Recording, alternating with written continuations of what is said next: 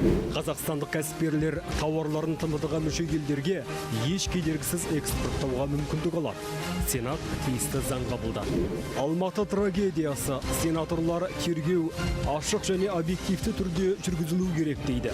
Екі қолға бір күрек таппай жүргендердің саны қанша? Депутаттар жұмыссыздықпен күрес шараларының тиімсіздігіне назар аударды.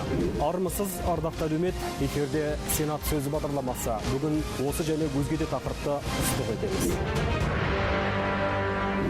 Қазақстандық кәсіпкерлер бірқатар тауарларын тмд-ға мүше елдерге еш кедергісіз экспорттауға мүмкіндік алады.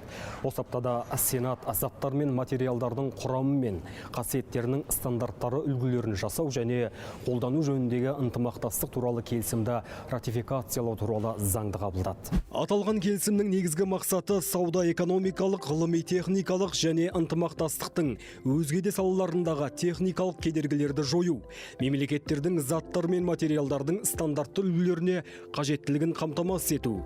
Құжат келісімге қатысушы елдерде сынақтар бойынша қосымша рәсімдерді өткізбей-ақ, Қазақстанда әзірленген стандарттарды үлгілерді тануға мүмкіндік береді. Яғни сынақтар бойынша қосымша рәсімдерді өткізу талап етілмейді. Сенаторлардың айтуынша, бұл біздің кәсіпкерлерге ақша мен уақытты үнемдеуге мүмкіндік береді. Сондай-ақ метрология саласындағы өлшеу нәтижелеріне деген сенімді арттырады және өнімнің сапасы мен қауіпсіздігін қамтамасыз етеді. Заттар мен материалдардың құрамы мен қасиеттерінің стандартты үлгілерін жасаудың және қолданудың экономикамыз үшін маңызы зор. Бүгін қабылданған келісім қатысушы мемлекеттер арасында осы бағыттағы келісілген жұмыстарды жүргізуді көздейді. Алдағы уақытта бұл құжат бизнестегі әкімшілік жүктемелерді қысқартуға қызмет етеді. Сондай-ақ тараптар арасындағы экономикалық және ғылыми-техникалық ынтымақтастыққа қатысты кедергілерді азайтады деп сенеміз. Алматы трагедиясын тергеу ашық және объективті түрде жүргізілу керек. Жаппай тәртіпсіздіктер кезінде болған әр факті жіті зерттеліп, ұсталған адамдардың қорғалуға және білікті заң көмегін алуға конституциялық құқығы қамтамасыз етілуі қажет. Сенатор Ләззат Сүлеймен еліміздің премьер-министрінің атына депутаттық сауалында осы қағидаттарды ұстануға шақырды. Мемлекет басшысы Қасым-Жомарт Кемелұлы Тоқаевтың жауаптылықты ауырлататын мән жай болмаса, жазаны жеңілдету үшін шара қабылдаған жөн деген пікірімен толық қосыламын. Мемлекеттік құзырлы органдардың қызметі барынша ашық әрі объективті болу керек, барлығы жайт жасырылмай ашық айтылуы міндетті. Сондай-ақ депутат асыраушысынан айырылған отбасыларға мемлекет көмектесуі керек екенін айтты. Зардап шеккендер үшін оңалту жүргізіп, курсанттарға, әскери және полиция қызметкерлеріне материалдық және моральдық қолдау көрсету керек екеніне назар аударды. Ал сенатор Ақылбек Күрішбаев өзінің депутаттық сауалында үкіметтің ауыл проблемаларын шешу жөніндегі жұмысын сынға алды. Оның айтуынша, қазір елімізде ауыл тұрғындары әлеуметтік ең нашар жағдайда қалып отыр. Ауыл тұрғындары арасында жұмыссыздық белең алған. Арнайы әлеуметтік сауалнама нәтижесі осыны көрсетіп отыр. Халықтың басым көпшілігі жұмыстың жоқтығын басты мәселе деп атаған. Осы сауалнамада көрсеткендей, ауыл тұрғындарының нақты табысы айына 35 мың теңгені құрайды. Сенатор Ақылбек Күрішбаев жұмыссыздық салдары тағы бір проблеманы туғызып отырғанын айтты. Бүгінде ауыл халқының қалаларға кету динамикасы арта түскен. Біз жүргізген әлеуметтік сауалнама нәтижелер көрсеткендей, еңбекке қабілетті халықтың 41% ауылдардан қалаға көшуді қалайды. Әрине, урбанизацияның әлемдік үрдіс екені түсінікті, бірақ оны басқару керек. Ауылдардан бір сәтте халықтың жаппай көші-қоны басталса, біздің қалаларымызға не болмақ?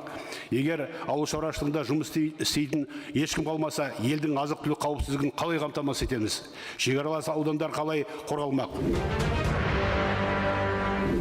Сенаторлар еліміздегі жұмыссыздық туралы мәліметтерге күмәнмен қарайды. Республикалық бюджеттің жартысынан астамы әлеуметтік салаға және халықтың өмірін жақсартуға бағытталған. Дегенмен, оны тиімді пайдалануда айқын кемшіліктер бар. Статистикалық деректер бойынша 2020 жылы жұмыссыздық деңгейі 4,9% құрады. Ресми статистика көрсеткендей, жұмыссыздық деңгейі өткен жылда өзгеріссіз. Бұл 450 753 адам. Алайда депутат Айгүл Қаппарова бұл сандарға сенімсіздікпен қарайды. Сенатор жұмыссыздықпен күрес шараларының тиімсіздігіне назар аударды. Жұмыссыздық деңгейін төмендету шығындардың едәуір бөлігі уақытша жұмыс орындарын ашуға жұмсалған. Осының салдарынан адамдарды орташа алғанда небәрі 1-3 айға ғана уақытша жұмысқа орналастыру үрдісі белең алды.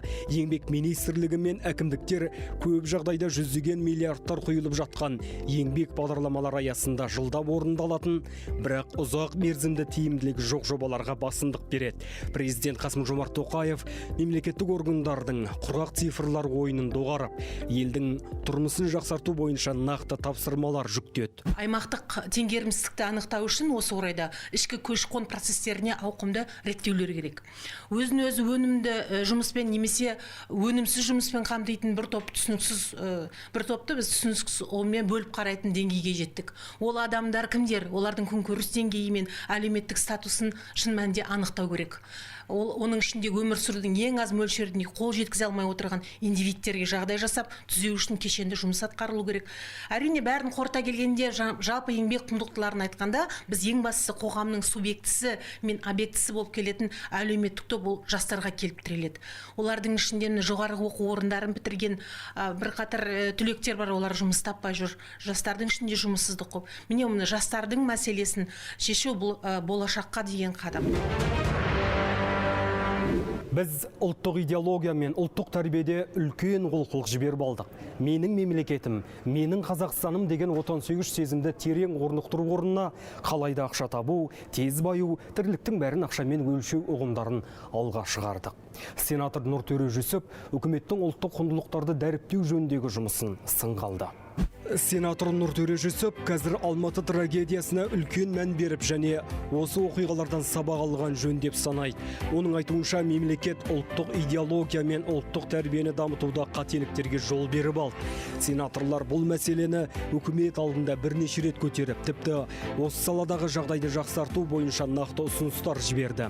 Мәселен, өткен жылы Сенатта ұлттық құндылықтарды сақтау және одан әрі ілгерілету мәселелеріне арналған парламенттік тыңдау өтті.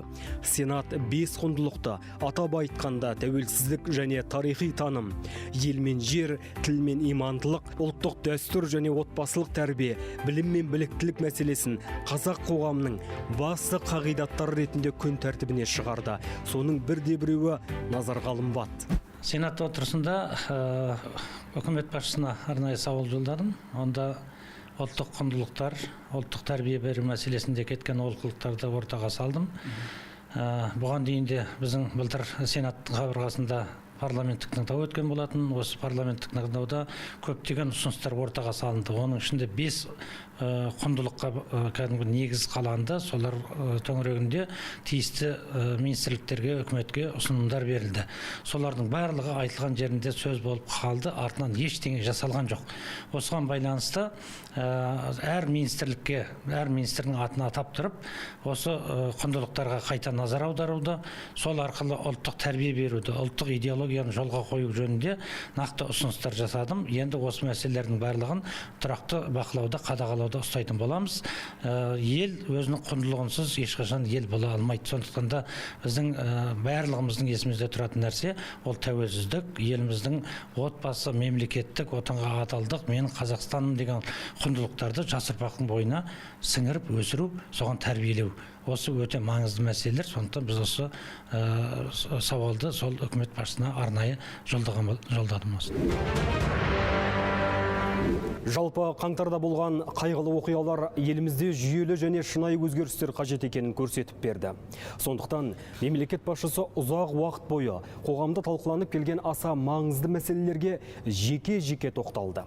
Қасым-Жомарт Тоқаев өзінің бағдарламалық сөзінде еліміздің алдында тұрған әлеуметтік, экономикалық және қоғамдық саяси салалардағы негізгі басымдықтарды белгілеп берді.